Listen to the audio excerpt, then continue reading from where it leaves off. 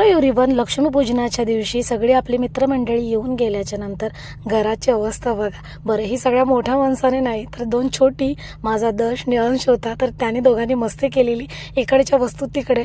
छोटी मुलं असले की तशाच असतात प्रत्येक घरात गोष्टी, आणि ती दोघं जणच होती तर त्या दोघांनी इतकी मस्ती केली, पुऱ्या घराचा कानन कोपरा यूज करून खेळून काढले. त्याच्यामुळे घरातल्या वस्तू बेडरूमपासून हॉलपर्यंत सगळ्या गोष्टी अशाच झालेल्या. बरं, सगळ्या मित्रमंडळी इथे चहा पाणी आणि जेवण इथं झालं सगळ्यांचं. त्याच्यामुळे मग सगळ्या गोष्टी सचिन सोडायला गेलेले त्यांना.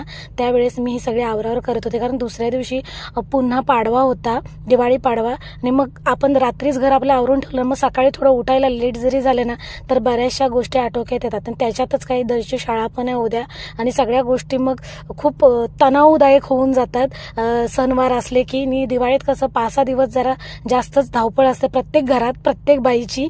तसंच माझं चाललेलं. आणि दर्शनीचं बोलली ना की अंशने सगळ्या घरातल्या वस्तू हलवून इकडच्या तिकडे ठेवलेल्या, त्या शोधून शोधून सगळ्या गोष्टी करत होती. सोफा पण दोघांनी तसाच हे केलेला. मोठी माणसं सगळी खालीच बसलेली कार्पेटवरती, या दोघांनी सगळ्या लोलून उड्या मारून हे केलेला.